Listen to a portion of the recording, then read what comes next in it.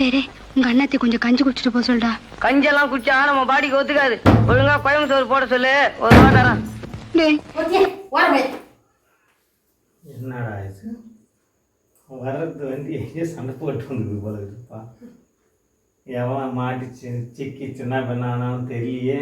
வர சொல்லி இவ்வளோ கோபமாக ஆக்ரோஷமாக வந்துக்குது. சொல்றேன், அந்த டாக்டர் போய் ஒரு வழி பார்த்துட்டு வந்துட்டேன். சண்டை போட்டு வந்துட்டேன் அந்த டாக்டர் போய். போய் என்னடி பண்ண? நான் நேற்று உடம்பு சரியில்லை ஹாஸ்பிட்டல் போயிருந்தேங்க. எங்கிட்ட 150 ரூபா பீஸ் வாங்கினாரு. எனக்கு குட்டி குட்டி மாத்திரை இங்க பாரு.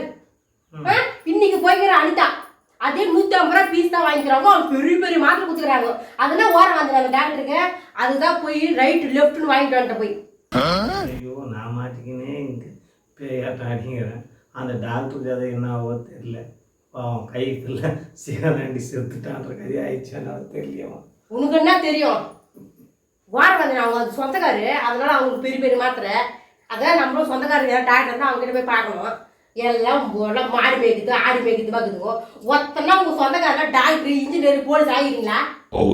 எல்லாம் ஆடு மேய்க்கிறேன் கோழி மேய்க்கிறேன் திரு திரு வியாபாரம் பண்றேன். இதுதான் செய்யுங்க. அத்த வாடி படிச்சுட்டு எல்லாம் டாக்டர் கலெக்டர் இன்ஜினியர் ஆகும்.